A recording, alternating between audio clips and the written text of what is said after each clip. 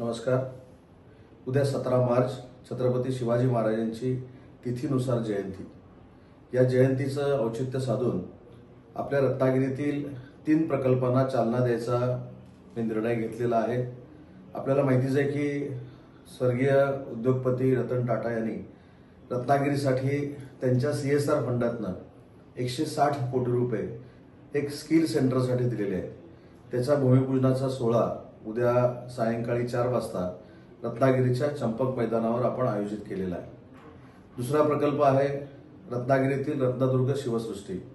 त्याच्या पहिल्या भागाचं उद्घाटन आपण 3 महिन्यापूर्वी केलं होतं, परंतु उद्या आपण परिपूर्ण शिवसृष्टी ही लोकार्पण करतोय आणि या लोकार्पण सोहळ्यासाठी देखील आपण मोठ्या संख्येनं शिवप्रेमींनी उपस्थित राहावं ही मला विनंती करायची आहे.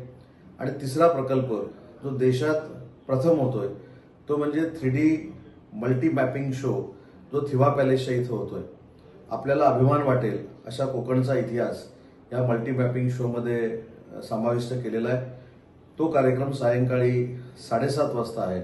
या तिन्ही कार्यक्रमाला रत्नागिरीकरांनी भरभरून प्रतिसाद द्यावा, भरभरून आशीर्वाद द्यावेत आणि या तिन्ही कार्यक्रमांसाठी आपण उपस्थित राहावं ही आपला लोकप्रतिनिधी म्हणून आपल्याला विनंती करतो.